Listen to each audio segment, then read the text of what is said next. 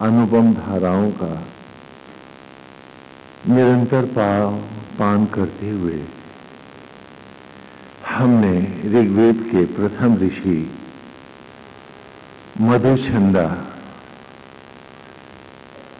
द्वारा प्रकट किए हुए इस अमृत ज्ञान के 7 सूक्त ऋचा ऋचा कर जाने, और इसमें बहुत कुछ हमें ऐसा मिला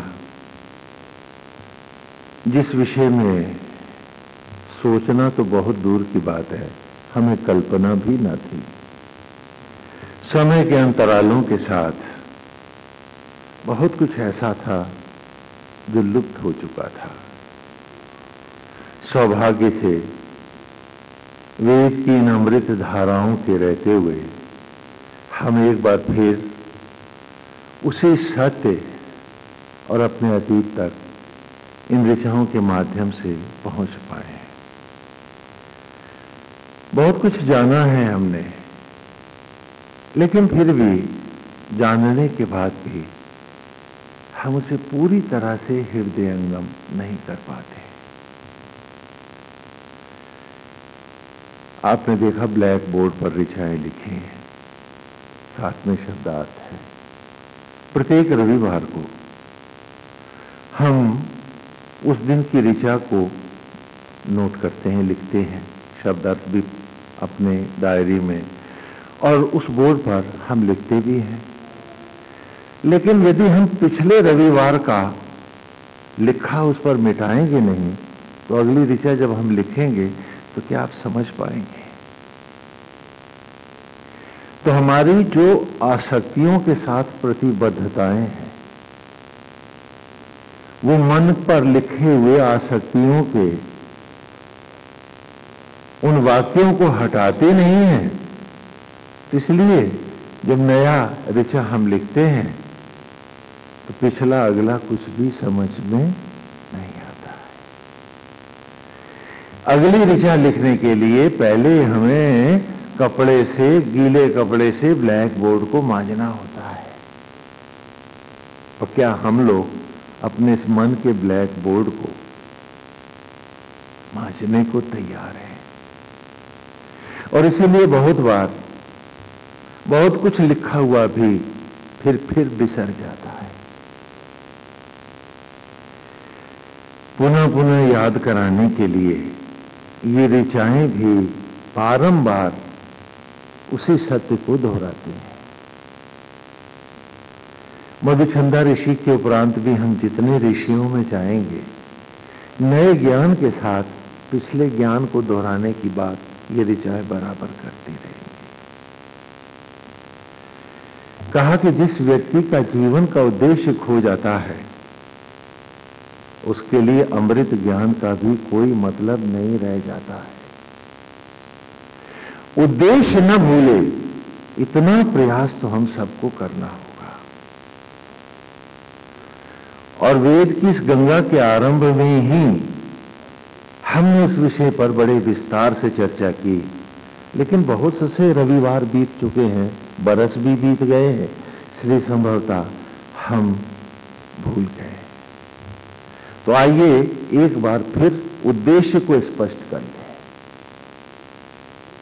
8वें सूक्त का आज आरंभ है, तो थोड़ा सा ये देख लें कि हम वेद क्यों पढ़ रहे हैं, क्या जानना चाहते हैं, क्या है, हम कौन हैं, और हमारी सहज स्वाभाविक अवस्था क्या है। तो पूर्व में आरंभ में ही हमने चर्चा की थी कि मनुष्य धरती पर जो प्रकट हुआ है, कुछ थकान मिटाने आया है, कुछ शाप मुक्ति के लिए आया है, और ये उसका घर नहीं है, ये उसकी अवनी नहीं है, उसे लौट अपने घर जाना है। ये वेद ने माना हम सब के लिए। इसीलिए हम देखते हैं कि धरती पर परमेश्वर भी और सारे देवी देवता जो अवतार भी धारण करते हैं, जन्म लेते हैं, वो पहले अभिशप्त होते हैं, श्राप लेते हैं और उसके बाद ही जन्म पाते हैं। तो वेद ने कहा कि इस सचराचर में धरती पर मनुष्य इसलिए आया कि अपने अनंत आयु में कुछ शाप लग गए, कुछ टूटन आई, तो दोबारा से अपने को स्वनिर्मित करने के लिए, शक्ति और ऊर्जा को लेने के लिए उस धरती पर प्रकट हुआ। तो वेद ने कहा कि ये सब तुम्हारे घर नहीं है, यहां से तो हम सब एक नई सत्ता, एक नई शक्ति लेकर के जहां लौटेंगे वो घर होगा हमारा। और यहीं से सुर और असुर दो विचारों ने जीवन पाया था। हमने विस्तार से चर्चा की कि असुर ने कहा अधन सुर, सुर माने देवता ईश्वर, वो ईश्वर वो देवता मुझ में नहीं है, मुझसे परे है, तो मैं क्या हूं? असुर हूं। जैसे शुभ और अशुभ, अशुभ होता है। दूसरे ने कहा कि वो सत्ता, वो ईश्वर मुझ में व्याप्त है और मेरा जीवन उद्देश्यपूर्ण है, इसलिए मैं सुर हूं। हमने देखा कि वेद ने सुर विचारधारा को स्वीकारा। असुर ने कहा वीर भोग्या वसुंधरा, तो उसके लिए पशु पक्षी पेड़ पौधे यहां तक कि नारी भी भोग्या है, उसे कोई अधिकार नहीं। सुर ने कहा कि प्राणी मात्र की समर्पित सेवा,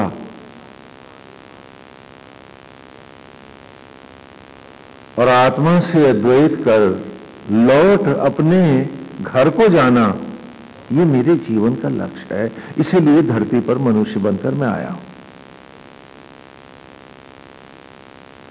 तो जब जब हम ये लक्ष्य खो बैठते हैं,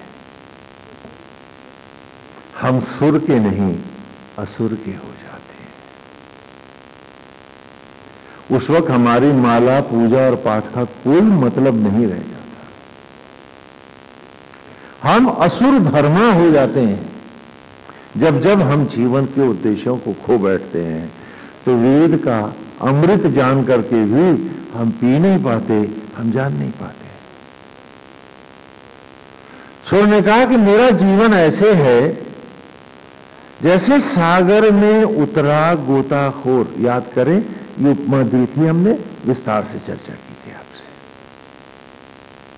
क्योंकि यदि उद्देश्य खो गया तो सत्संग का महत्व समाप्त हो जाएगा। वो खाली एक सोशल नोबल थॉट बनकर के रह जाएगा, उसकी स्पिरिचुअल वैल्यूज खत्म हो जाएंगी। वो एक सोशल रिफॉर्म बनकर के ही वेद रह जाएगा, फिर उसकी स्पिरिचुअल हाइट कुछ न रहेगी। यदि हमने उद्देश्य को इन ऋचाओं में भुला दिया। तो उसने कहा कि मेरी स्थिति ऐसे है जैसे सागर में उतरा गोताखोर। उदाहरण दिए गए हैं कि जब गोताखोर पानी में उतरता है तो पूरा एक खोल पहन लेता है, उसमें ऑक्सीजन भी है, जंगली पानी के हिंसक जीवों से रक्षा भी है उसकी, और वो सागर की तलहटी पे गोताखोर ऑक्सीजन का सिलेंडर और पूरा चैम्बर लेके क्यों गया है? मास्क के साथ। कुछ मोती खोजने गया है, कुछ अनुसंधान करने गया है, कुछ ज्ञान पाने गया है, और उसे वहां रुकना नहीं है। क्या करना है? समय से पहले ही वापस आना है। यदि वो वहां रुक जाए, आपकी तरह, हम सब की तरह, और सोचे कि यहां पे जमीन फोकट की है, लाओ खेती कर लेंगे, मकान बना लेंगे, तो क्या होगा? संभवतः वो खेती भी कर ले, मकान भी बना ले, लेकिन वही खोल ऑक्सीजन के खत्म होते ही उसे वहीं दे मारेगा, और यूं इस शरीर रूपी खोल में मर जाते हैं हम सब। हम भूल जाते हैं कि इस माया के सागर में, in the ocean of gravity, हम सब भी तो ये खोल या ऑक्सीजन का चैम्बर पहनाकर उतारे गए हैं। हमारी अवस्था उस गोताखोर से कहीं अलग नहीं है, बिल्कुल अलग नहीं है। जब जब हम इस खोल को और इसके उद्देश्य को भूल जाते हैं, तो यही खोल ऑक्सीजन के खत्म होते ही हमें घुटा करके मार देता है, घुट घुट के मर जाते हैं हम सब।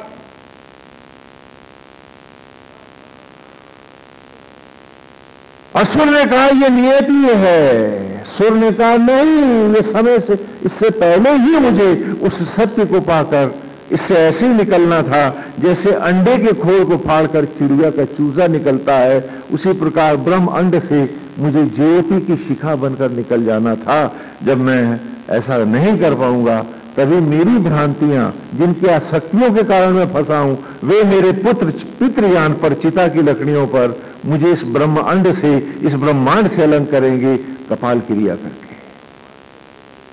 वो मेरी दुर्भाग्य की अवस्था है, वो सहज अवस्था मेरी नहीं है, मैं ऐसा नहीं मानता। वो पितृयान है और मुझे देव अर्थात आत्मयान से जाना है, ये सत्य है। तो मेरी स्थिति तो सागर में उतरे उस गोताखोर की तरह है। और गोताखोर जब सागर पे उतरता है तो क्या सागर की जमीन गोताखोर की सहज भूमि है? बोलो है क्या? सहज अवस्था उसकी कब होगी? जब वो खोल को उतार के आराम से बैठ सके। तो जहां इस खोल के बिना मैं आराम से बैठ सकूं, मेरी भी सहज अवस्था, वही स्थान तो मेरा सहज स्थान होगा, और वो क्षीर सागर है, धरती नहीं। कि जहां मुझे इस खोल की भी जरूरत नहीं पड़ेगी। इस उद्देश्य को हम कभी ना भूलें, तब तो आगे ऋचाओं का आनंद है और उसका अमृत ज्ञान भी मिलेगा और बूंदें अमृत की इकट्ठी होती रहेंगी, निश्चित रूप से हमें देवयान। लेकिन यदि हम ये उद्देश्य ही भूल जाएंगे तो ये एक कोरा सत्संग शायद हमारे कुछ आचरण को अच्छा कर देगा, हमारे कुछ व्यवहार को अच्छा कर देगा, हमारे कुछ सोशल लेवल्स को इंप्रूव कर देगा, लेकिन स्पिरिचुअल हाइट्स हमें ये नहीं दे पाएगा यदि हमने लक्ष्य को ही भुला दिया तो। इसलिए लक्ष्य को सामने रखें। ये धरती मेरी नहीं है, और वेद की ऋचाओं के पूर्व में हमने जाना, कथाओं में भी हमने देखा है कि जब महाविष्णु को श्राप लगा तो वे राम रूप में अवतरित हुए, काल को श्राप लगा तो वो धृतराष्ट्र बना, यमराज को, यम को श्राप लगा तभी वो धरती पर आए।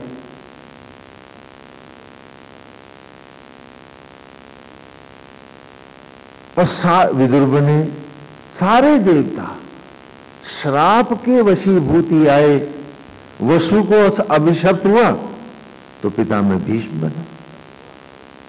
तो हर कोई देवता अभिशप्त होकर के ही यहां आता है, अर्थात ये जगह हमारी जगह नहीं है, यह तो प्रायश्चित का स्थान है। यहां हम पाप बटोरने नहीं, उनका प्रायश्चित कर पुनः ऊर्जा को ग्रहण कर वापस जाने के लिए आए, न कि और पापों के घड़े बटोरने आए हैं हम यहां पर। हमें इस बात को अच्छे से मिटा करके बाकी सारी सांसारिक बातें, इन इसको एक अमृत वाक्य की तरह से हमेशा हमेशा के लिए याद रखना है। ये मेरी सहज अवस्था नहीं है। ये मेरी अवस्था कैसी है? जैसे सागर में उतरा गोताखोर है। जब तक मैं इस बात को मनसा वाचा कर्मणा पूरी ईमानदारी से नहीं मानूंगा, वेद का प्रभाव भी मेरे पे नहीं हो पाएगा। ईश्वर की कृपा भी तो नहीं बरस पाएगी, क्योंकि जो मैं मांगूंगा वही तो वो देगा। और जब आपने संतान मांगी, उसने दी। आपको एक उंगली बनानी नहीं आई और आपको उसने मम्मी पापा कहला दिया। आपको राख से एक दाना गेहूं का बनाना नहीं आया, लेकिन आपने कहा सबका पेट परिवार का भरण पोषण करना है आपको, आप भरतार हैं। तो उसने कहा मैं यथा स्वीकार करता हूं, तेरे लिए मैं ही मट्टी से पेड़ों के गर्भ में यज्ञों के द्वारा अन्न को लौटाऊंगा। वो लौटाया। हमने दंभ के वशीभूत होकर मैं और मेरा गाया। उसने कहा ये भी देता और पूरा करूंगा। उसने हमारे दंभ की भी रक्षा करी, उसने हमारे अज्ञान की भी रक्षा करी। जो मांगा हमने वही तो देता वो। और जिसने उद्देश्य ही खो दिया वो मांगेगा क्या? मट्टी, मौत। इसलिए इस लक्ष्य को हम कभी नहीं भूलेंगे और हर दिशा में यहां बैठने से पहले दोहराएंगे कि मेरी सहज अवस्था क्या है, कि जहां इस खोल के बिना मैं स्वस्थ होकर रह सकूं। वो धरती नहीं, वो क्षीर सागर है। A gravity free zone where there is no gravity, no decay, no death, state immortal.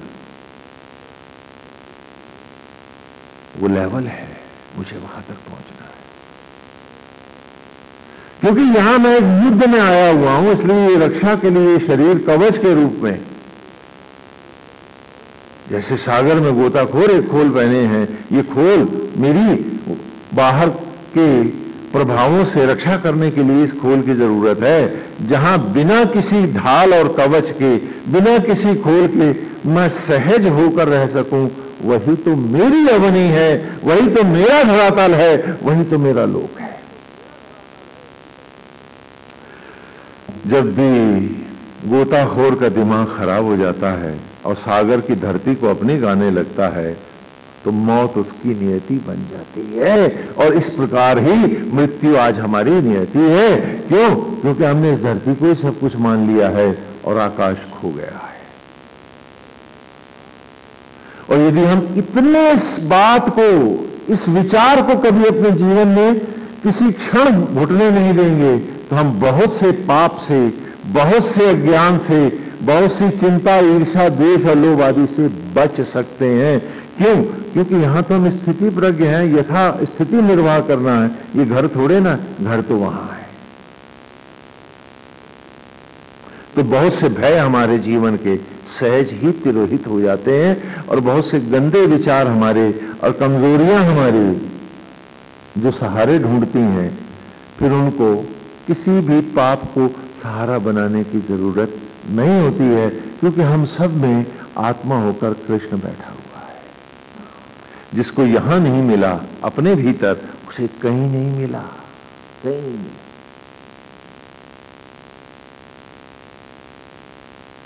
इसलिए हम याद रखें, इस सत्य को सदा सामने रखें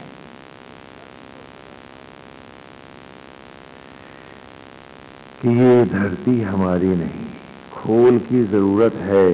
क्योंकि आतंक में समाये हुए हैं, एक अजनबी जगह हम सब आए हुए हैं, जहां इसके बिना रह सकेंगे। वो घर हमारा होगा, वो धरती हमारी होगी, वो संसार हमारा होगा। यहां तो गोताखोर के जैसी अवस्था है। गोताखोर जैसे बाहर आता है तो खोल को उतार के फेंक देता है, तभी वो सहज हो पाता है बाहर भी। उसी प्रकार जहां इस खोल के बिना रह पाएंगे, सत्य वही खड़ा है, वही हमारी नित्य अवस्था है। तो खोल को इतना महत्व नहीं देना है कि हमारी पहचान खो जाए, हमारी राह खो जाए, हमारे जीवन के लक्ष्य खो जाए और हम सब भटक जाएं। इसको याद करके, इसीलिए सारे सदग्रंथ हमको ये दिशा दे रहे हैं। श्रीमद् भगवद गीता में भी भगवान कह रहे हैं कि हे अर्जुन, दो मार्ग हैं, एक शुक्ल है, एक कृष्ण है। एक सकाम मार्ग है, धूम्र मार्ग है, जिसका पितृयान है, अर्थात भटकाव ही भटकाव है। यहां आवागमन है, पीछे आने वाली गति है। दूसरा सुख मार्ग है हे अर्जुन, जिसका देवयान है और यहां पीछे आने वाली गति नहीं है। वो अवस्था क्या है उसे हमें कभी नहीं भूलना है। ऋग्वेद के 5 महावाक्यों के अंतिम महावाक्य में, उदाहरण में भी यही बात आई है। 5वें महावाक्य में, सोम में हम देखें कि तुमने देखा अंडे का जल धारणा के सांचे में ध्यान के मार्ग से समाधिस्थ होता चूजे का, बच्चे का रूप ले लेता है। हो जाता है जब बच्चा पूर्ण, तो एक रोज अंड के कपाल को फाड़ निकलता है बाहर और देखता है चौमुख। योग इसी को कहा है हमने कि ठीक इसी प्रकार धारणा के सांचे में तत्वमसि, ध्यान के मार्ग से तेजोवसी, नथ के 10 इंद्रियों रूपी 10 फन वाला नाग कालिया, एको ब्रह्म द्वितीय नास्ति, मैं करने लगा तन रूपी सामग्री को आत्म ज्वालाओं में यज्ञ। अहम ब्रह्मास्मि, तब जाना मैंने मैं ही माता हूं, मैं ही पिता हूं और मैं ही जन्मता पुत्र हूं। होकर तन सामग्री धारणा के सांचे में ध्यान के मार्ग से समाधिस्थ होती,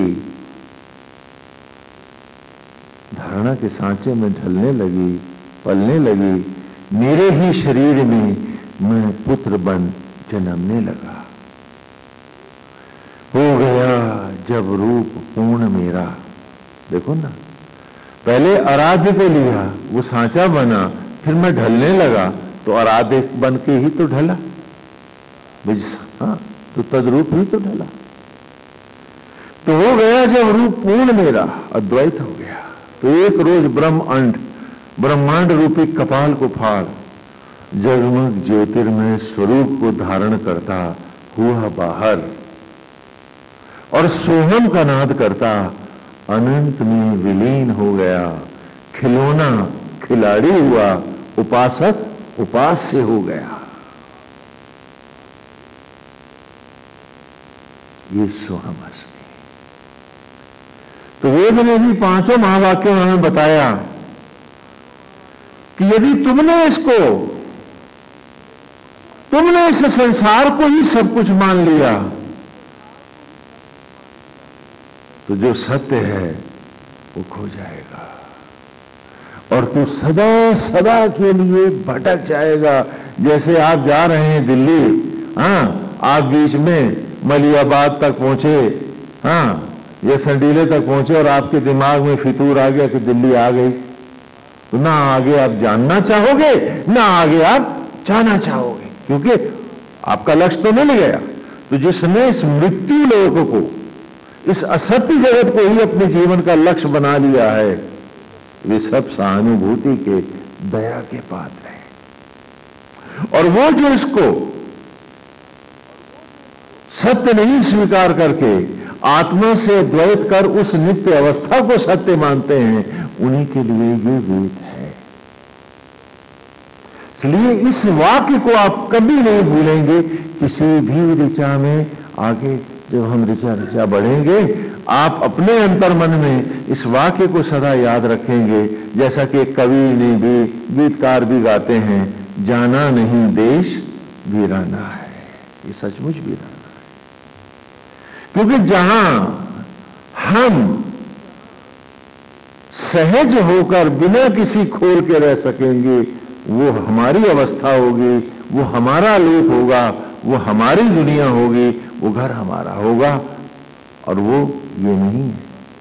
जैसे सागर की तलहटी में उतरे गोताखोर की जमीन सागर की तलहटी नहीं है, उसी प्रकार माया के सागर में उतरे रे जीव, ये तलहटी भी तेरा घर नहीं है, तेरा घर नहीं है। इसे हमें कभी नहीं भूलना है। इसीलिए श्रीमद् भगवद गीता में भगवान कहते हैं कि हे अर्जुन, स्थिति प्रज्ञ होकर जीना ही इस धरती पर सत्य रूप में जीना है, और निमित्त होकर के उस परमेश्वर का, उस सत्य को लक्ष्य मानते हुए हे अर्जुन, तो निमित्त होकर युद्ध कर, उस सत्य को पाने। और आज हम निमित्त नहीं, सब भगवान बने बैठे, क्योंकि जब मेरा निमित्त भाव समाप्त होता है तभी तो मुझे चिंता होती है, तभी तो मुझे ईर्ष्या द्वेष होती है। क्यों? क्योंकि मैंने आज अपने जीवन में परमेश्वर की हत्या जो कर दी है। नहीं तो दंभ कैसे हुआ, डर कैसे लगा, भय कैसे हुआ, लोभ में कैसे फंसा, मन में तिकड़में क्यों आई, चाल चलने की इच्छाएं क्यों पैदा हुई? क्यों? क्योंकि मेरा परमेश्वर मर गया और मैं निमित्त भाव से बाहर निकल गया। मेरे लक्ष्य खो गए, मेरे जीवन का उद्देश्य नहीं रहा। इस बात को सदा याद रखना है। मन का कलुष ये बता रहा है मुझको कि आज मेरे पास मेरा भगवान भी नहीं है, तभी तो कलुषित हुआ है मन मेरा। मेरी पूजा का, पाठ का, हवन का, दान का क्या महत्व? क्योंकि मन का थाल यदि मैला है तो सब कुछ मैला मैला है। इसे नहीं भूलना है और इसी को याद करके ही हमें हर ऋचा को ध्यान से सुनना है और जानना है। क्योंकि वेद की हर धारा इसी के साथ चली। आगे भी वेद ने हमें बताया कि जो कुछ भी जगत में माता पिता पत्नी पुत्र परिवार देख रहा हूं, ये निमित्त भाव है। सत्य रूप में माता ब्रह्म अग्नि है जो आज भी भोजन को रक्त में बदल रही, वही मां है। सत्य रूप में आत्मा ही पिता है जिसने मुझे ये नर रूप दिया है। वो दोनों माता और पिता आज भी भीतर हैं, बाहर नहीं। बाहर निमित्त जगत है और भीतर सत्य जगत है। यदि हमारे पास ये भाव नहीं है तो वेद का भी हमारे जीवन में कोई महत्व नहीं।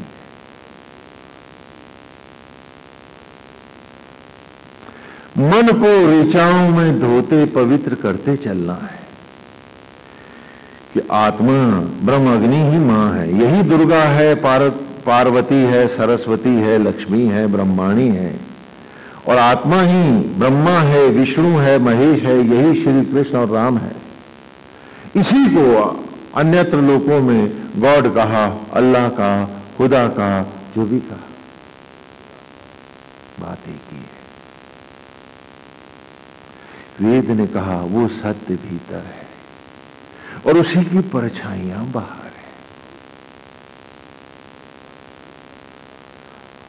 परछाइयों से सत्य का आभास लिया जा सकता है, परछाइयों से सत्य को तौला तो नहीं जा सकता है। किसी पेड़ की परछाई से क्या आप पेड़ का वजन बता सकते हो मुझे? क्या उसकी लंबाई और चौड़ाई गिना सकते हो आप मुझे? नहीं। परछाई केवल आभास देती है, वो सत्य नहीं हुआ करती। और तेरा सत्य जगत भीतर है, परछाइयां बाहर है। इसे कदापि कदापि कदापि नहीं भूलना है। नहीं तो सत्संगी नहीं, कुसंगी कहना अपने आप को। क्योंकि सत्य का संग सांसों की तरह, धड़कनों की तरह निरंतर होता है। ये नहीं कि कभी कभी सुबह शाम हो गया, गलत है वो।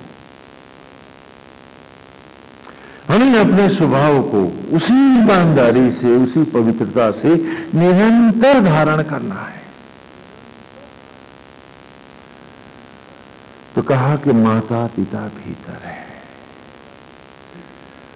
प्राण वायु तेरा उपाचार्य है, सखा है, तन ही सामग्री है और जीव होकर तू ही यजमान है। और ये यज्ञ भी कितना अलौकिक और विचित्र है, वो भी हमने ऋचा में पढ़ा कि इंद्रेण संगहि द्रक्षसे संयजमानो अभियुषा मंदु समान वर्चसा। कि जो सत्य रूपी यज्ञ है उसमें इंद्रेण संगहि द्रक्षसे। ऐसा नहीं हो सकता कि आचार्य यज्ञ करा के घर चला जाए, उपाचार्य भी अपनी दक्षिणा लेके चलता हुए और यजमान भी मेहमानों की सेवा में लग जाए। ये वो यज्ञ नहीं है। इंद्रेण संगहि द्रक्षसे।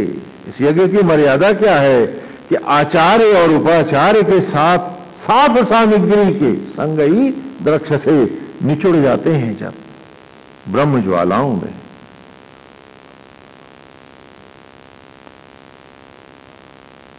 जीव यजमान, जीव जो यजमान है, आचार्य जो आत्मा है, और प्राण जो उपाचार्य है, सामग्री के साथ जब सब के सब इकट्ठे ब्रह्म ज्वालाओं में प्रवेश पाते हैं, तभी अभिविशा उस यज्ञ से नई उत्पत्ति होती है, एक नया शिशु होता है, क्योंकि उसमें ये सब होते हैं। मंदु समान वर्चसा, और वो सबके आनंद और मंगल का कारण होता है। तो इस यज्ञ की परिपाटी है कि आचार्य बाहर से ना आए, उपाचार्य भी बाहर से ना आए, सामग्री भी भीतर ही है, यजमान भी भीतर ही है, और इन सबको जब निचोड़ना होगा तभी तो देवत्व में, नवजात शिशु के रूप में, देव योनि में, उस अमर अवस्था में तेरा जन्म होगा। तो बाहर परछाइयां हैं, परछाइयों से सत्य का अवलोकन करना है हमको, तो परछाइयों से सत्य का आभास लेना है, लेकिन सत्य को बाहर बैठ के नहीं तौलना है, वो तो यहीं भीतर है। जैसे परछाई से पेड़ की हाइट आप नहीं जान सकते, पेड़ की लेंथ आप नहीं जान सकते, पेड़ का वेट वजन आप नहीं जान सकते, परछाई से केवल उस वृक्ष का आभास ले सकते हैं। सांझ होगी तो परछाई बहुत लंबी होगी, दोपहर होगी तो पेड़ की चौथाई भर होगी। इसलिए परछाइयों से साइज नहीं नापे जाते, परछाइयों से वजन नहीं तौले जाते, परछाइयों से केवल पेड़ के होने का आभास पर होता है। उसी प्रकार बाह्य जगत परछाइयों का आभास देता है, इसलिए हे अर्जुन स्थिति प्रज्ञ हो और निमित हो, क्योंकि परछाइयां आभास देती हैं, सत्य की पहचान नहीं कराती। उसके लिए तो हे अर्जुन तुझे भीतर आना होगा, अपने आप को पढ़ना होगा, स्वयं को वेद की इन ऋचाओं में पहचानना होगा।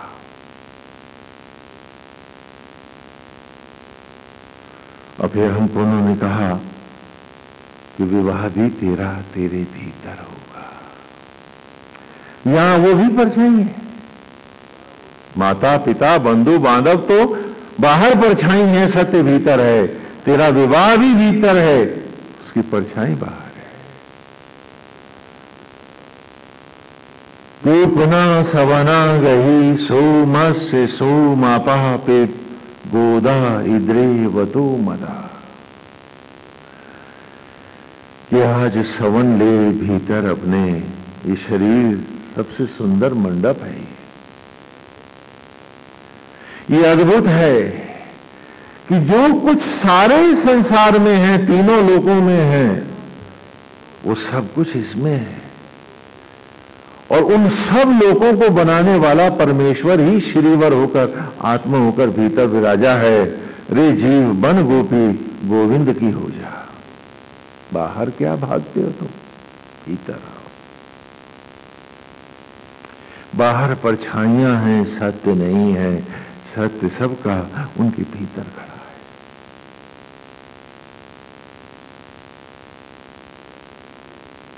और कितने करीब हो उसके कि कोई पर्दा भी तो नहीं है।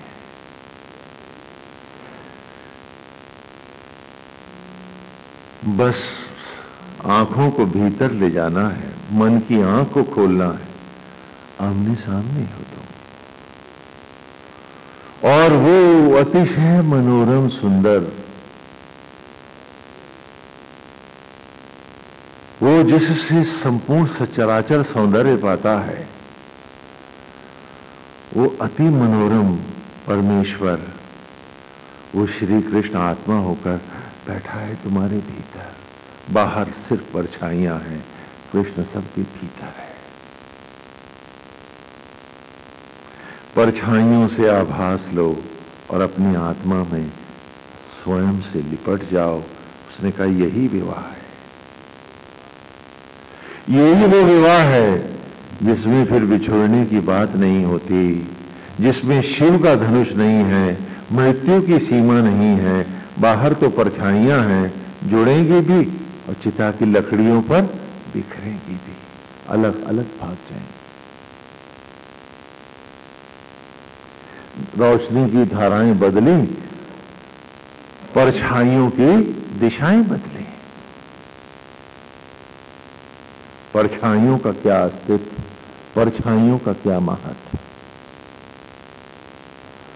तो वेद ने कहा उत्पत्ति, सृष्टि, परिवार, कुटुंब सब तेरे भीतर, तेरा संसार तेरे भीतर। यहां आत्मा में जल, अपना में तप, उसके साथ योग कर। तो योग को भी वेद की ऋचाओं में हम स्पष्ट करते आए हैं कि युज धातु से बना है शब्द योग। हाँ? योग का अर्थ है अपने ही अंतरात्मा से अंतर्मुखी होकर जुड़ना, न कि ये सर के बल खड़े होना, सांसों को नचाना। आजकल जो योगा क्लासेस शुरू हो रही हैं, सर्कस के जोकर कल चौराहों पे कहते फिरेंगे कि वो तो नारायण है। अगर ये मुर्गासन को कुटासन ही योगा है तो वो तो योगेश्वर है। सर्कस के नटों की आरती उतारेंगे ना फिर हम, क्यों? योगा क्लासेस के श्रेष्ठ योगी हैं हम। इस असत्य और अज्ञान को भी हमें मन से निकालना है।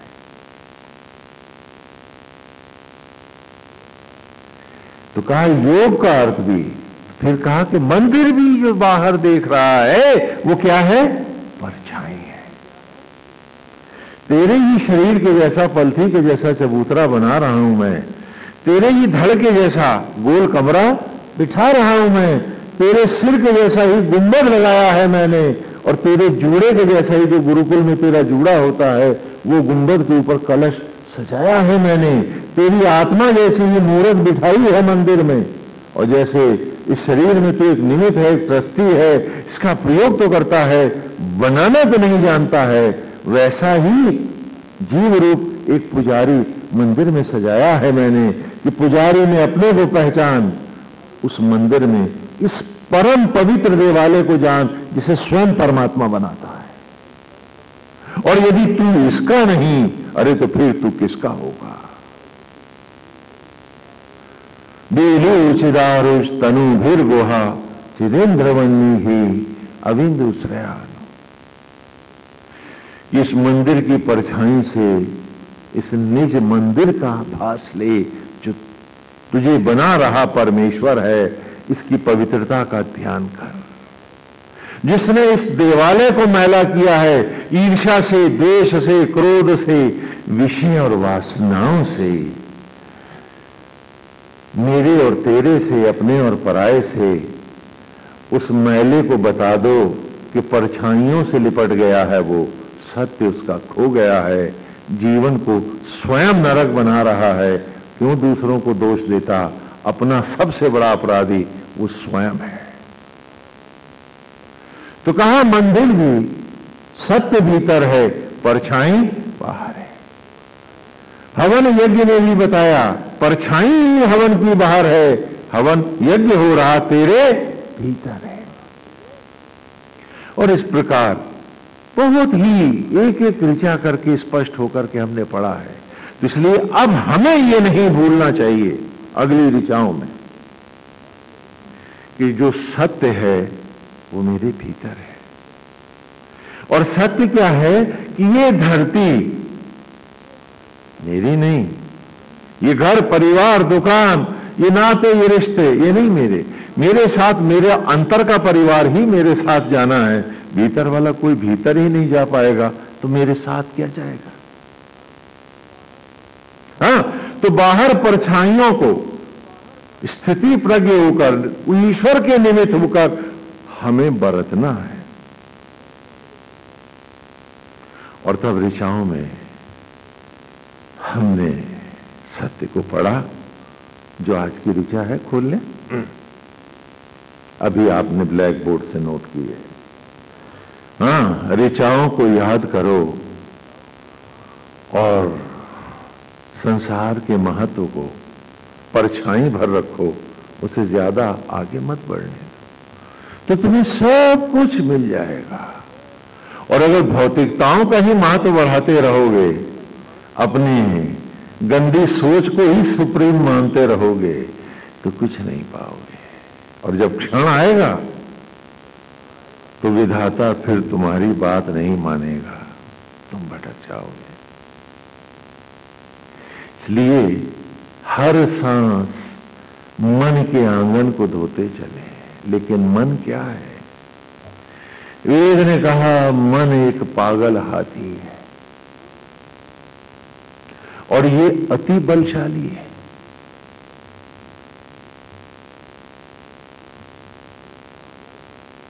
और इस पागल हाथी ने तुम्हारी उम्र का चारा भी खाया है, क्योंकि वो भोजन जो जीवन के क्षणों के रूप में परमात्मा ने तुम्हें को दिया था, तुमने इस मन को पागल हाथी बनाकर उसी को सारी उम्र का चारा खिलाया है। तो ये अति बलशाली है।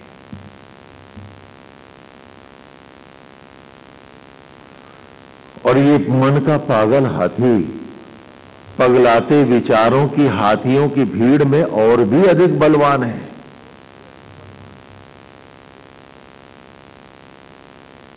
ये तुम्हें रौंद करके तुम्हारे जीवन का सर्वनाश कर देगा। इसे तुमको बांधना होगा। मन महाशक्तिशाली है, ये अति बलवान है। और जिसने इस पर नियंत्रण नहीं पाया, ये महाबलशाली मन उसी को मिटा गया। श्री राम की कथा में हमने इसी मन को दशरथ और दशानन कहा है कि जिसने 10 इंद्रियों को रथ लिया, अपने मन का निग्रह कर लिया, बांध लिया 10 डोरियों से इसको, तो 10 इंद्रियों से रथने वाला अर्थात नकेल डालने वाला क्या कहलाया? दशरथ। ये एक डोर से नहीं, 10 इंद्रियों के बल के नीचे दबता है। और यदि मन को हमने इंद्रियां अर्पित कर दी और 10 इंद्रियों को जब इस 10 मुंह बन गई, तो 10 मुंह वाला ये मन क्या बना? क्या बना? दशानन रावण हो गया। तो फिर हमारी सोच, हमारे विचार, हमारे तर्क, हमारे निर्णय सारे के सारे सड़े हुए और गंदे होते हैं और हमें लगता है हम ही सच्चे हैं, बाकी सब गलत हैं। जैसे हर पागल को लगता है कि वो सबसे ज्यादा समझदार है, बाकी दुनिया पागल है। जाके देख लो पागल खाने। पंडित जवाहरलाल नेहरू गए थे मिलने आगरा में, तो वो बाहर खड़े हो गए और उसे कहने लगे कि तू पागल कैसे बना? पागल से पूछा उन्होंने। अब पंडित जी की बात भी, प्रधानमंत्री थे। तो पागल ने कहा मैं कहूं पागल तो तू है। तो पंडित जी भी थोड़ा विनोदी स्वभाव के थे। बोला शिक्षकों के पीछे तो तू खड़ा। बोला शिक्षा तो बीच में, तू भी तो शिक्षकों के पीछे है। तो पागल मैं हूं कि पागल तू है, बता। हाँ ये सच है।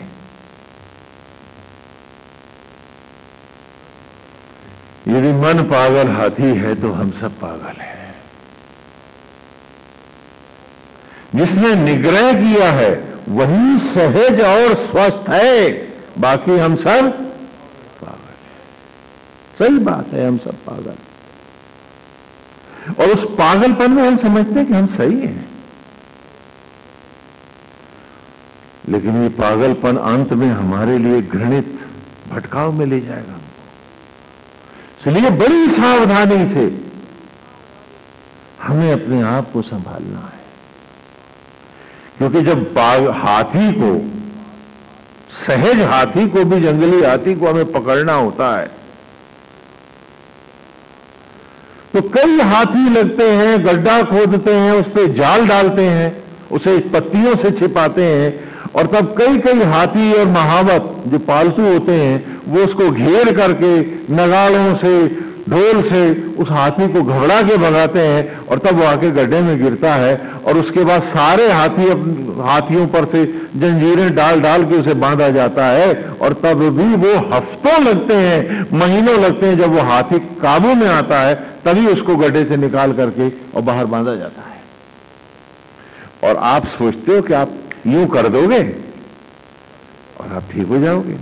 नहीं, आप तो सोचते हो आप तो ठीक हो, बाकी सब गलत है। तो कैसे उद्धार होगा हमारा? क्योंकि हम किसी को भी तो नहीं मानते हैं। ईश्वर को भी कब मानते? जब वो हमारा हुक्म माने, वो हमारे आदेश में रहे तो वो हमारा भगवान है, और ना माने तो हो ही नहीं सकता वो हमारा। जब तक हम इस सड़ांध से, घुटन से, अपने आप को मैला करने से हम बाज नहीं आएंगे, हम सत्यनिष्ठ कैसे हो पाएंगे?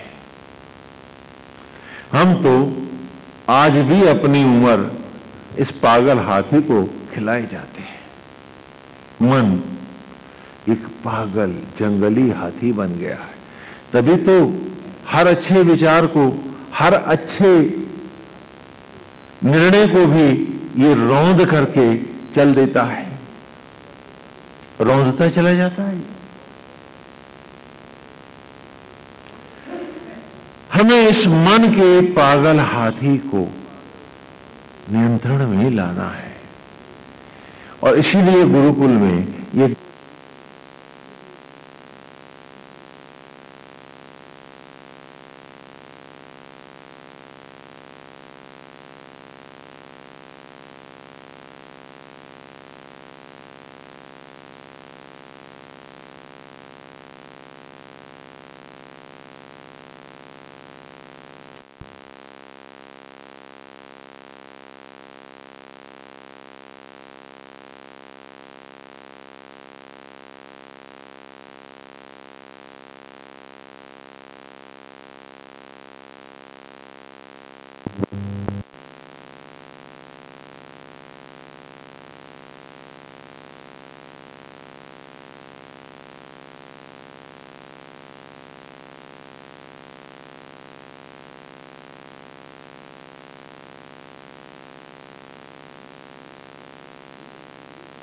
कोई अर्थ नहीं है जब तक हमने पूरी तरह से अपने आप को वेद को अर्पित नहीं किया है। और वेद को समर्पित होने के लिए इस मन के पागल हाथी को नियंत्रण में लाना बहुत जरूरी है। हम मान के चलें कि चाहे कुछ हो जाए, हमारी इच्छाएं और मन हमें चाहे कितना भी भरमाए, हम वेद के आदेश से बाहर नहीं जाएंगे। तब तो हम कुछ पा सकते हैं, नहीं तो सब कुछ गंवा जाएंगे। और इसी बात को, इसी सत्य को आज की ऋचा में 8वें सूक्त के आरंभ में महर्षि मधुचंदा, जो भगवान श्री कृष्ण को अपने आराध्य पीठ पर बिठाए हुए हैं जावेश्वर में, अल्मोड़ा से लगभग 40 किलोमीटर ऊपर है, भगवान श्री कृष्ण उनके आराध्य पीठ पर विराज रहे हैं। वेद व्यास संकलन कर रहे हैं, व्यासपीठ पर विराजमान है। गीता माधु छंदस के साथ बैठे हैं अपने शिष्यों के साथ। स्वयं महर्षि मधुचंदा, और उन्होंने कहा है कि गोविंद, आज मैं अपने सारे जो सूक्त हैं आपके सामने गाऊंगा, और गोविंद, मैं आपको आप ही में समा के दिखाऊंगा। आज भक्त ने भगवान से कहा है कि हे सर्वशक्तिमान, मैं कितना किंचन और क्षण भंगुर हूं, लेकिन आज ये लोटा सागर में गिरेगा और सागर होके दिखा देगा। और वही मधुचंदा इस ऋचा में कह रहे हैं कि ऐन्द्र सान सिमरन सजितवानम सदा सहम वरशिष्ठ मूतई, कि गोविंद आज मैं आपका होके दिखाऊंगा। नारायण आपके आदेश मेरा नहीं होगा, मैं आपके आदेश में जिया हूं, इसलिए मेरे लिए समर्पण सहज है। और जो दूसरों को आदेश दे रहे हैं उनके लिए समर्पण असंभव है, असंभव है, नितांत असंभव है। क्यों? क्योंकि वो समर्पण नहीं दे रहे हैं, वो तो ईश्वर से समर्पण मांग रहे हैं कि नारायण तू मेरे अर्पित हो जा। और हम सब अपने आचरण व्यवहार में देखें, क्योंकि जिसके पास इच्छाएं हैं, जो दूसरों से इच्छा कर रहा है, वो उनका नहीं हो रहा, वो चाहता है सब उसके हो जाए। और ऐसे व्यक्ति का ईश्वर भी उसका नहीं होता है, याद रखो। वही संध्या कहते हैं, गोविंद मैं तो आप ही का होके जिया हूं, मैंने हर क्षण हर सांस आप ही को बसाया है, मैंने सदा जाना है कि मैं जीव हूं, तू ब्रह्म है, और ईश्वर अंश जीव अविनाशी, तेरा ही अंश हूं मैं, तुझे में मिलना मुझको। तो सागर को लोटा आदेश नहीं देता, लोटे भर जल, वो तो अर्पित होता है सागर में, और सागर सागर हो जाता है। वो जो दूसरों से इच्छाएं रख रहे हैं, वो जो दूसरों से चाहना करते हैं, वो जो दूसरों को वे संसार में पाने की इच्छा रखते हैं, वो भूल जाते हैं कि वो ईश्वर को खो बैठते हैं, उनका कोई ईश्वर नहीं होता। और प्रभु भी उसे भुला देते हैं, उसके नहीं होते। अपने आप को वेद के आदेश में रखना सीखो, नारायण को अर्पित करके जीने की कला लाओ, तो जीवन धन्य हो जाएगा। और यदि ये मनोवृत्ति नहीं आई तो कोई सत्संग तुम्हें पार नहीं कर पाएगा। लाभ यही मिलेगा कि बहुत सा पैसा मिल जाएगा, बहुत सा ऐश्वर्य मिल जाएगा, लेकिन जीवन सारा मट्टी हो जाएगा, चिता पर राख बनकर बिखर जाएगा, सोना छितरा जाएगा। इसलिए अपने आप को प्रभु के आदेश में रखना सीखो। समर्पण आसान नहीं है, उसके लिए हर सांस हर क्षण हर इच्छा अभ्यास करना होता है। इसलिए आज की ऋचा में अर्थ लेने पहले ऐन्द्र कहा है। पहला शब्द क्या है? ऐन्द्र।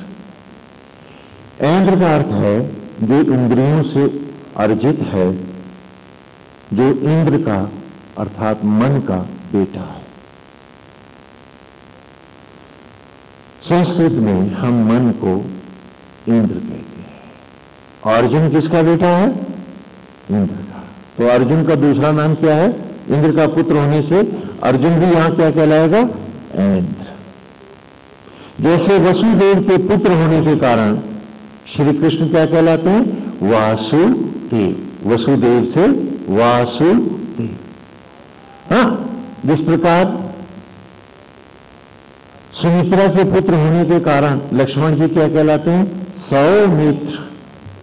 जिस प्रकार धृतराष्ट्र के पुत्र होने के कारण कौरव क्या कहलाते हैं? धार्त राष्ट्र। उसी प्रकार इंद्र का पुत्र होने के कारण अर्जुन भी क्या कहलाता है? ऐन्द्र। और इंद्र कहा मन को, मन की इंद्रियों से अर्जित इस बुद्धि को, जीव को भी हम क्या कहेंगे? ऐन्द्र। तो ऐन्द्र किसकी संज्ञा हुई? हम सब की।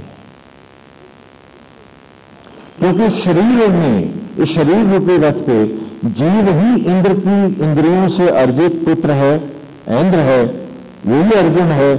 आत्मा ही श्री कृष्ण है, सारथी हैं जो सांस से, धड़कन से इस शरीर रूपी रथ को चला रहे हैं। आत्मा सारथी है, यज्ञोपवीत गांडीव है, और मायाओं का महासमर महाभारत है। इसी को सामने रखकर उस काव्य की रचना भगवान वेद व्यास ने एक सत्य युद्ध घटना को सामने रखकर हर व्यक्ति को उसके जीवन का युद्ध पढ़ाया है इस महाकाव्य में, जो 1,00,000 श्लोकों का काव्य है। हाँ, विश्व का महानतम काव्य है ये। और इसमें 1,00,000 श्लोकों में उन्होंने हर व्यक्ति को 1,00,000 श्लोकों में उसके जीवन को ही एक एक रोम रोम करके पढ़ाया है। ये तो अपनी जगह है, लेकिन जीव ही तो ऐन्द्र है, अर्थात अर्जुन है, शरीर ही तो रथ है और आत्मा ही तो जो है इस शरीर रूपी रथ को चला रहे हैं।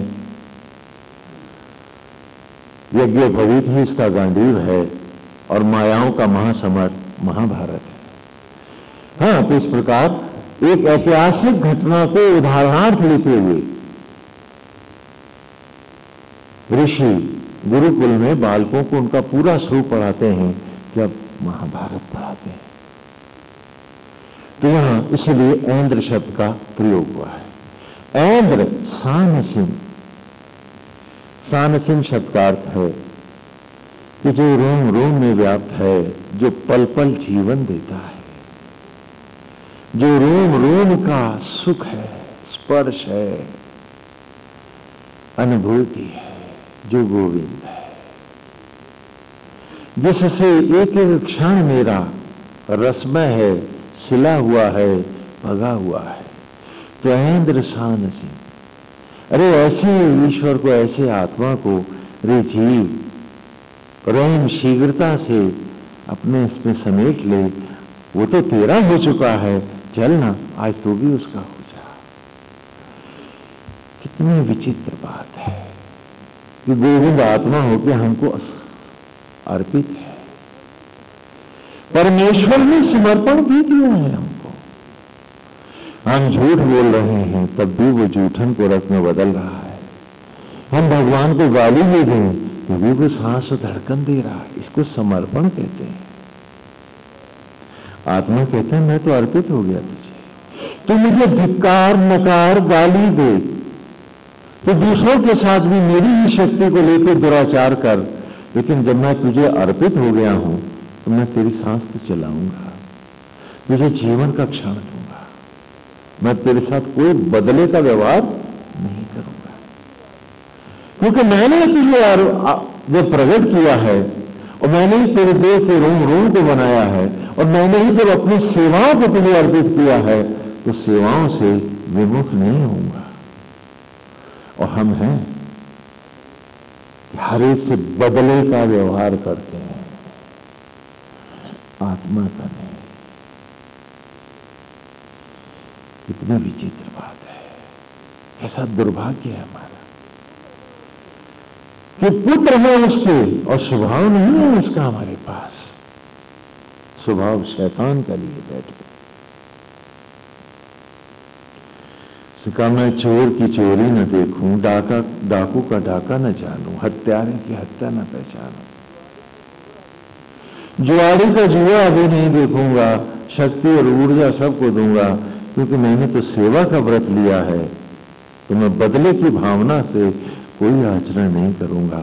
सेवा कही है, सेवा कहूंगा, करूंगा। अर्पित हुआ हूं तुम्हें इस देह में, लाया हूं मैं तुमको, तो मेरी सेवाएं, मेरे समर्पण में कभी कोई खोट ना होगा।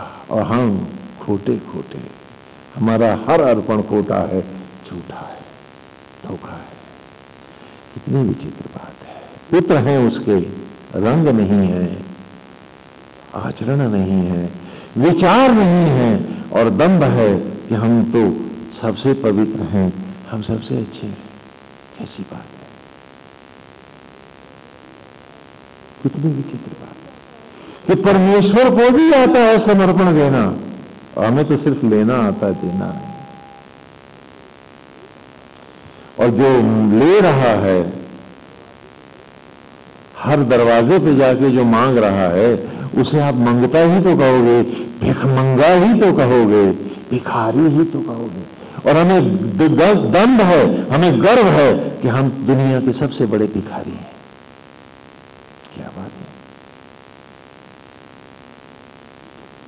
भिखमंगों को भी घमंड होता है, हर चेहरे पे यही सब दिखता है।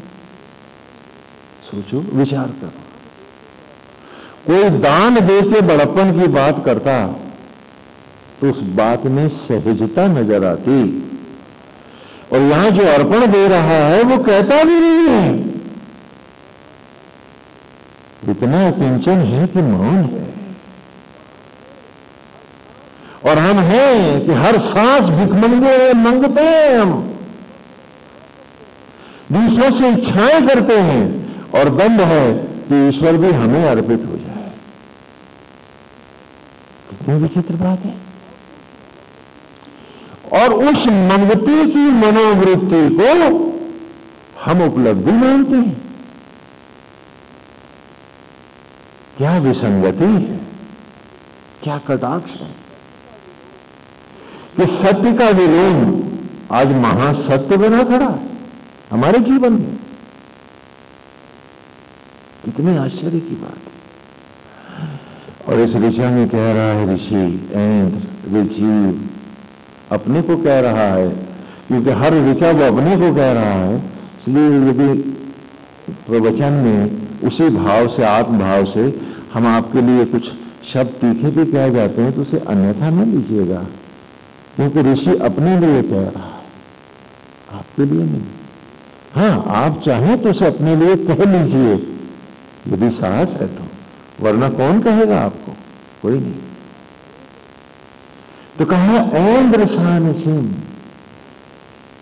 कि हे जीव, मधुचंदा स्वयं से कह रहा है कि सान सिंह, अरे जो रोम रोम तेरे से लिपटा है, सांस सांस जो बसा है तुझमें, ऐसा अतिशय प्रियतम गोविंद आत्मा जो पूरी तरह से अर्पित और समर्पित है तुझको, और तू उसे समर्पण न दे पाया, बाहर भाग रहा है।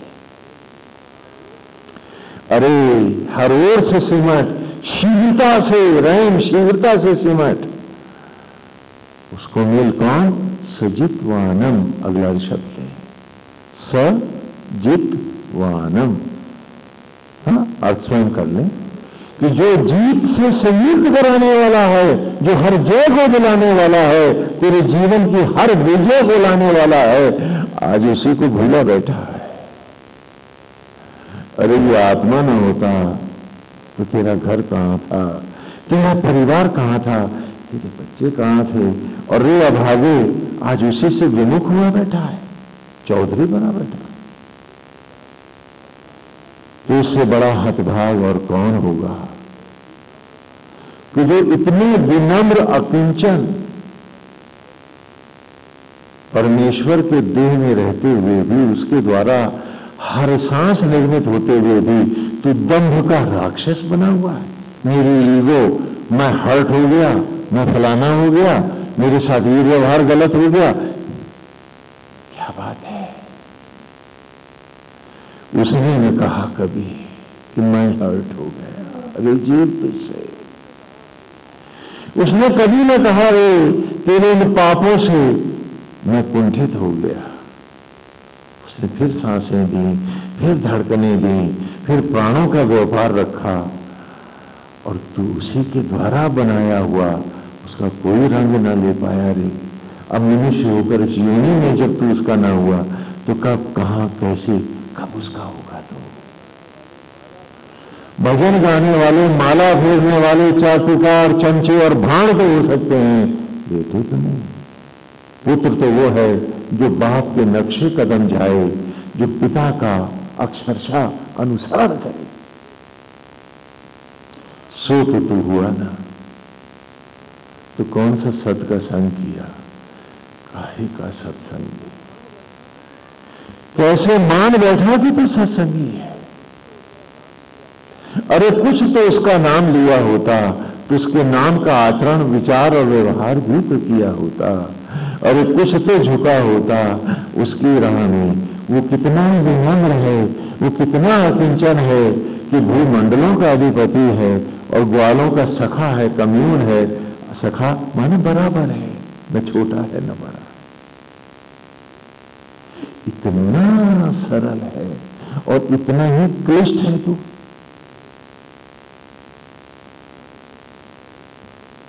और यदि तू उसका ना हुआ, जो रोम रोम तेरा है शान से, अरे तो तू किसका हुआ? क्यों धोखा दे रहा संसार को? क्योंकि जो अपनी आत्मा का नहीं वो सदा किसका होगा? तो महान विश्वास खाती है।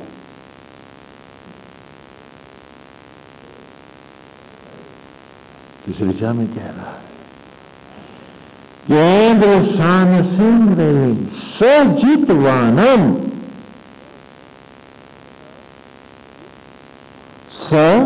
सजितवानम, कि जिसके द्वारा ही जय है। हर क्षण जो तूने जीता है वो उसी के द्वारा ही तो पाया है। परिवार मिला उससे, संसार मिला उससे, पत्नी मिली उससे, घर द्वार मिला उससे, बुद्धि विवेक मिला उससे, शक्ति मिली उससे, ऊर्जा मिली उससे, समाज में सम्मान भी मिला है तो सिर्फ उससे।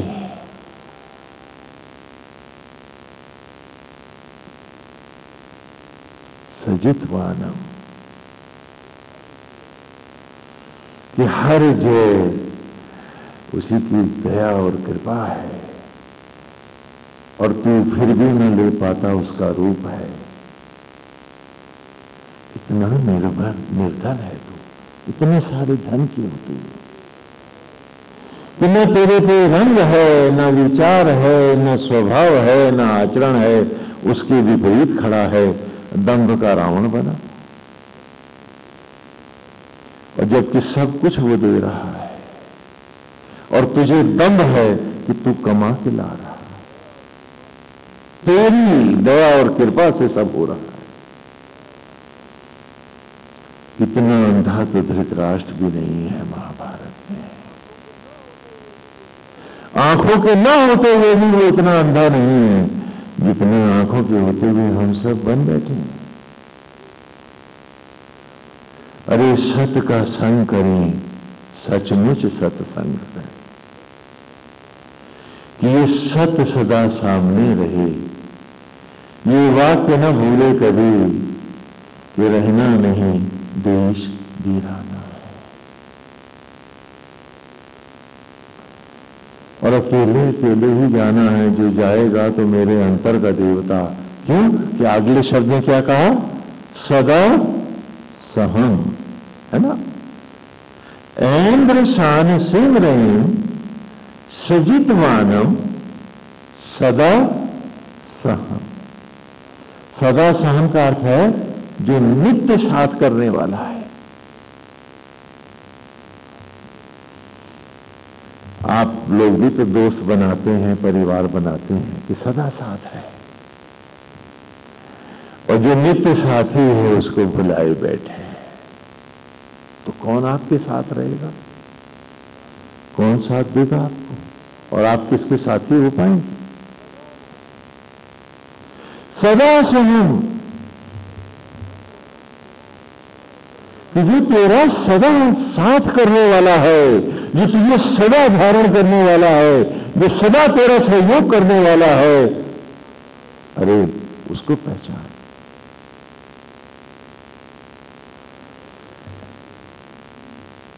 वो संत कबीर की बात कि चलती बिरिया हमका उड़ावे चादरिया। आगे कहते हैं, चार जने मिली खाट उठाएं, छूट गए सब महल अटरिया। चलती बिरिया हम तो वो सदा सहन नहीं है, क्योंकि महल भी छूट गया है, अटरिया भी मेरी नहीं है।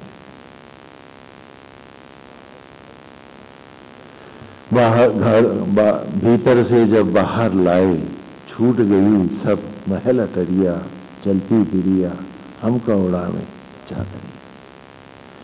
और चार जने मेरी खाट उठाएं, रोवत ले चले डगर डगरिया। अब वो रास्ते भी छूट रहे हैं, वो मेरे साथी नहीं। और फिर उन चिता की लकड़ियों पर सारे नाते और रिश्ते छूट गए, वो मेरे साथी नहीं। और जो लपट उठी है उन लकड़ियों से, तो ताना परछाई भी साथ छोड़ गई है, वो भी मेरे नित्य साथी है। लेकिन एक है साथी मेरा सदा सहम, कि जिस जिस योनि में मैं गया हूं प्रायश्चित करने को, वो आत्मा बन के फिर मुझे उठाने आया है, फिर मुझे सजाने आया है, वो फिर मुझे मेरे जीवन को परिपूर्ण करने आया है। सानसीन, और वो आत्मा है, वो मेरा साथी है। पतित योनियों में जाऊंगा तो साथ उसका है, देव योनियों में जाऊंगा तो साथी मेरा मात्र वही है, और वही भूला है मुझको, उसी को बिसरा दिया है मैंने। सदा सदा का साथी हूं मेरा। ऐसा अद्भुत मित्र है, ऐसा प्यारा है, इतना कृपालु और दयालु है कि आभार भी करता है और भार नहीं बताता है। कहीं से भी तो उसका जरा सा भार मुझे लगता नहीं है। इतना दयालु है वो, इतना कृपालु है, अतिशय मनोरम और सुंदर है, क्योंकि उसी के स्पर्श से ही सौंदर्य प्रकट होता है। उसका स्पर्श न पाए तो दुर्गंध, मृत्यु और भयावह रूप के अतिरिक्त कुछ नहीं रहता। वो छू लेता है मट्टी को तो मट्टी पर सौंदर्य उभर आता है। तितली, मट्टी तितली बन नाना रंग पंख सजाए उड़ने लगती है। वो छू लेता है मट्टी को तो सुंदर हरी कोपलों में, रंग बिरंगे पुष्पों में, रंग और सुगंध में प्रकृति गमकने लगती है। चारों ओर महक ही महक, सुरभि ही सुरभि फैलने लगती है। चूम लेता है वो मट्टी को तो नवजात शिशु हो जाती। हर रंग को, हर सौंदर्य को देने वाला वो अतिशय सुंदर है, और वो मेरे भीतर है, और मैं उसी का नहीं हूं। अरे तो फिर मैं कहां किसका हूं? मैं तो किसी का नहीं।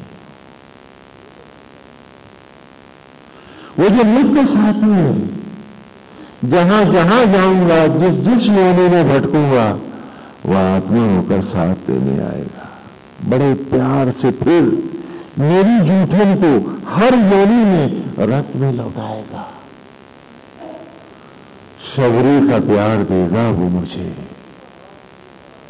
मुझमें शबरी का भाव नहीं होगा, उसके प्रति मेरा लगाव और पूजा भी नहीं होगी, तब भी वो मेरी जूठन को, शबरी के जूठे गोरों से अंगीकार करेगा, स्वीकार करेगा, ग्रहण करेगा, और मेरे उस जूठे अन्न से ही मुझे जीवन के क्षण देगा।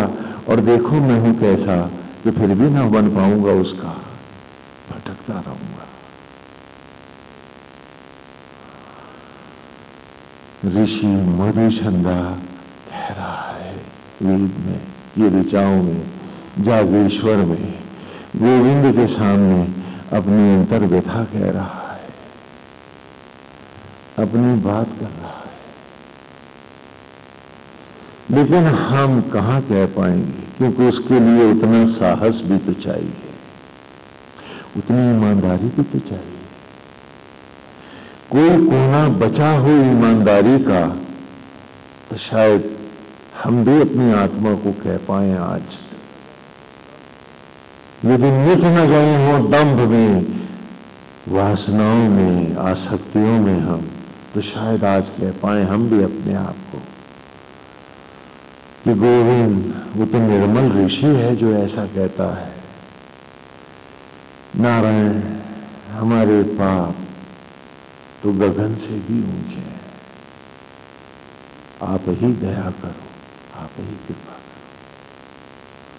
ये वेद की ऋचाएं हैं, ये अंतर का मैल धोने का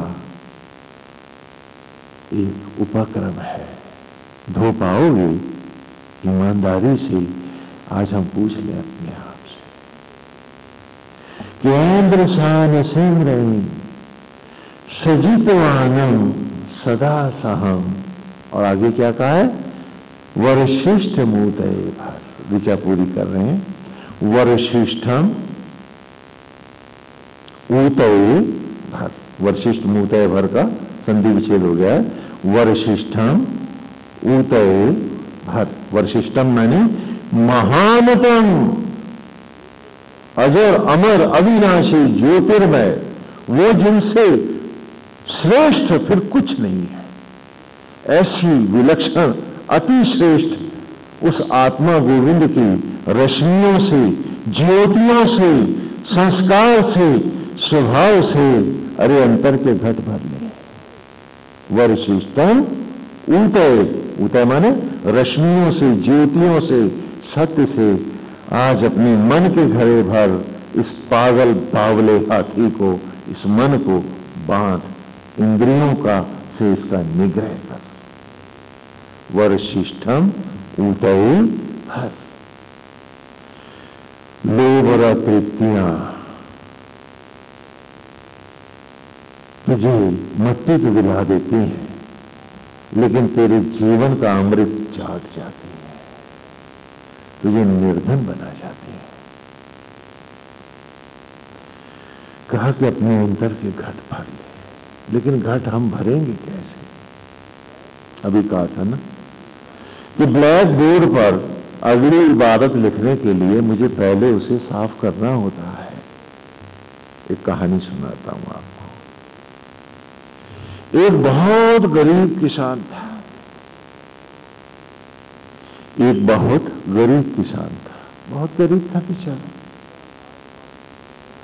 जो मिल गया घास पात भी ले आया तो अपना उबाल के खा लिया, अन्न मिल गया तो रोटी पका ली। बहुत गरीब किसान था। लोगों के चीथड़े मिल गए तो लपेट ली, कोई ज्यादा जमीन अमीन भी नहीं थी उसके पास।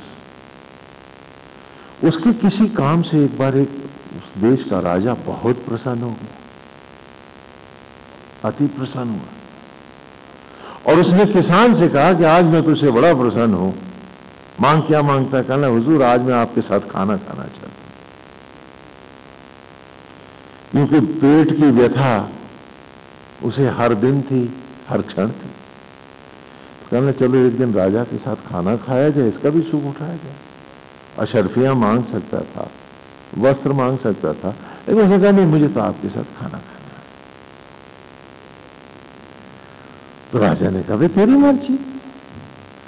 और उस दिन बहुत बढ़िया खाना महाराज ने बनवाया। उन्होंने कहा कि आज ऐसा खाना बनाओ ना, बढ़िया बनाओ कि जैसा हमने भी कभी न खाया हो। उन्होंने रसोइयों से कहा तो बड़ा कीमती खाना बनाया गया। उसमें काजू, मेवा, केसर, किशमिश सभी कुछ। किसान ने खाना खाया, पेट भर खाया, बड़ा प्रसन्न हुआ और बाहर आकर के गणित करने लगा। इतने का ये, इतने, अरे आज मैंने एक बार में 300 रुपए का खाना खाया। 3 महीने में भी इतना खर्चा मेरा खाने पे नहीं होता जितना मैंने एक बार में आज खाया। बड़ा खुश। और सारे गांव में फुदकता फिरे, नाचता फिरे और लोगों को बताया कि आज तो मैंने बड़ा बढ़िया कीमती खाना खाया है ना? खाया है मैंने।